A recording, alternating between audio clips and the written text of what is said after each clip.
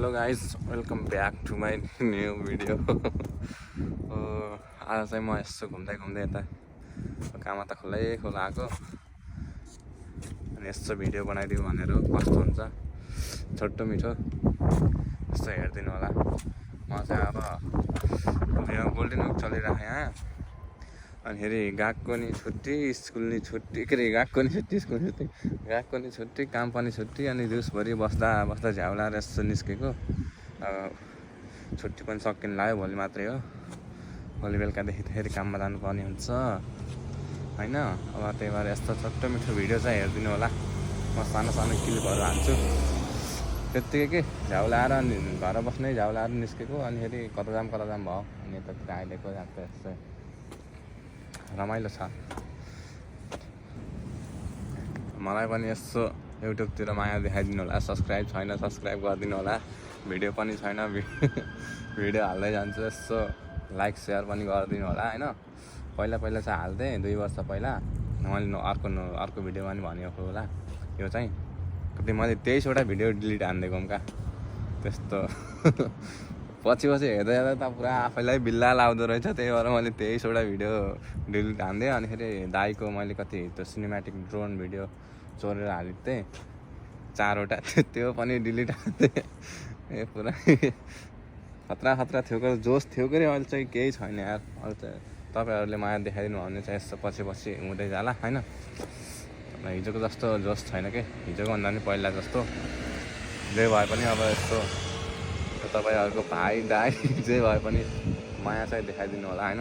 मैले पनि युट्युबमा केही गर्छु भनेर यसो लागिरहेको थिएँ तर भएन 2 वर्ष पहिला चाहिँ। अब चाहिँ म केही गर्छु सो होइन, देखाइदिनु होला। त्यही हो, बोल्न पनि आउँदैन अनि कन्फिडेन्स नि छैन, मान्छेले डर लाउँछ होइन। जहाँ पनि हजुर पुरा टुवा परेर हेरिदिरहेको हुन्छ। भ्यू चाहिँ आज दामी देखिरहेको यार पुरा। म आज किन यस्तो कालो मान्छे यस्तो के अरे गोल्डन कलरको देखिरहेको भनेको थिएँ। यो घामले गर्दा त्यस्तो देखियो रहेछ। म भने मक्कै पुरा है, तर भ्यू चाहिँ दामी आँखा जे भए पनि होइन। अब चाहिँ म मेसो पनि छैन मेलो पनि छैन, त्यत्तिकै काम गर्ने आए जस्तो। न थाहा छ न केही थाहा छ न केही थाहा छ, न जाने ठाउँ थाहा छ, त्यत्तिकै हिँडिदिरहेको। हो जापानिज बस खतरा हुन्छ नि यार। मलाई 5 बज्यो यार, त्यो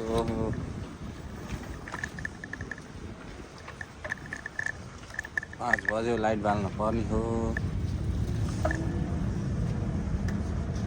बालौँ किन बालौँ भने त्यो के अरे ब्याट्री चाल्ने सिद्धिन्छ भन्ने डर, बालेन भने मामाले थाहा पायो भने देख्यो भने फेरि चाप पारिहाल्छन् त्यहाँ र बालिदिनै पर्यो। यहाँ चाहिँ म रोक्नुपर्ने हुन्छ। कति सेकेन्ड हो गयो गाइज, मैले चाहिँ लाइट बालिदिएँ अहिले। यहाँ जापानमा चाहिँ 5 बजे भन्दा उता चाहिँ लाइट बालेर हिँड्नुपर्छ के। लाइट नबालेपछि फेरि पुलिसले जाप साथिहाल्छन्।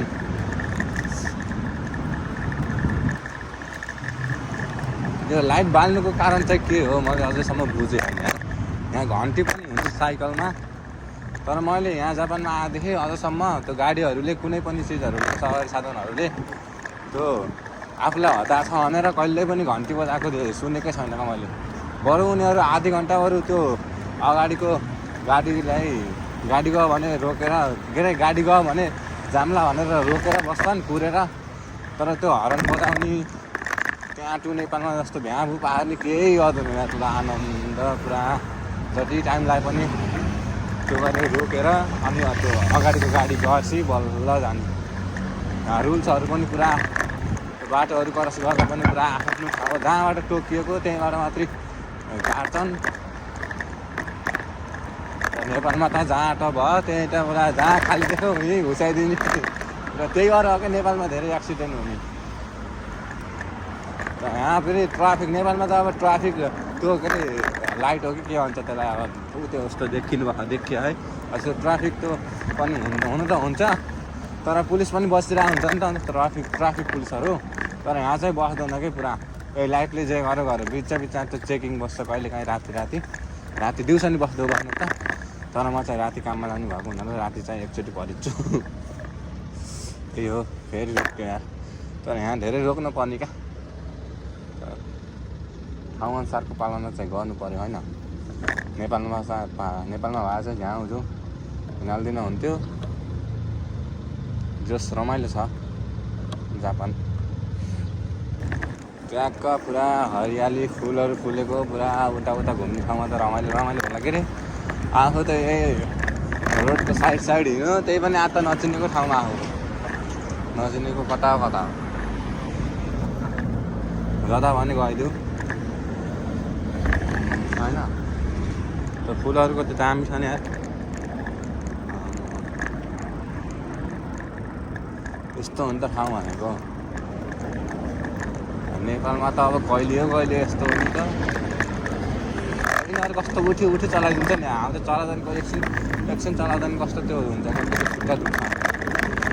साँप्रा दुखेर म लास्ट एकछिन चलाएको उठेर साँप्रा दुखेर म कस्तो भयो यार। भित्रको बच्चाले पनि पुरा उठी चलाइदिन्छ क्या। मैले एउटा क्लिप हान्दिउँ ल खतरा चलाएको त्यहाँ पुरा। तपाईँहरू त्यो बाइल चलाएको देख्नु भने छक्क गर्नुहुन्छ। पुरा उठेर बसेर पुरा डेन्जर चलाइदिँदा। मैले उहाँ कता पलम नि देखेको थिएँ यार। जापान पनि पलम हुँदो रहेछ अन्त एकछिन त टुवा परेर हेरेँ थिएँ म। अहिले देखाइदिउँ ल म जाने बेला। त्यो गएको निलो छ एउटा। यता त म आइरहेको थिएँ एकचोटि लोकेसन हेर्दै त्यो स्कुल भर्न भएदेखि चाहिँ अब गएको आउनु त पऱ्यो होइन। गएको आउनु चाहिँ बाटो चाहिँ देख्न पऱ्यो पहिला। अनि त्यो बाटो देख्नुको लागि लोकेसन हेर्दै आएको थिएँ। पहिल्यै हो 2 महिना पहिला। अहिले त भुलिसकेको छ यार। यस्तो थियो जस्तो पनि लाउनु आएको। अहिले त पुरा है बाटो नि कहाँ माथि के अरे त्यो काठमाडौँमा बनाएको चाहिँ त्यो माथि के भन्छ त्यस्तै भयो यार। भएको कि पहिल्यै थियो त्यो मेसै खाएन मैले। त्यो बाइक नि खतरा पुरा। यहाँ त बाइकको त्यो साउन्ड सुन्दै पुरा खतरा त्यो हुने चलाम लाउने पुरा। नेपालमा जस्तो मोडिफाई गरिस् त्यो गरिस् भनेर त्यो नि नगर्ने कि। ए म त अर्को ठाउँमा आएको छु नि यार बर्बाद भएछ। तर ठाउँ चाहिँ सही हो यार है खतरा खाएको थियो है। अब यसो गरिदिनु पऱ्यो एकछिन अनि त्यस पछाडि चाहिँ यताबाट फर्किनु पर्ला।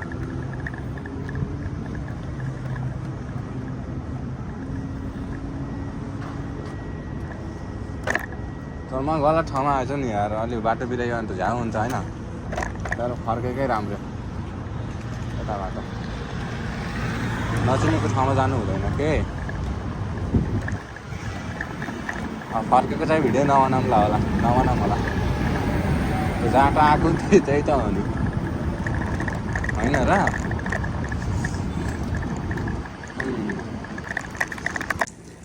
भख त घाम गएको कालो देख्यो होला म।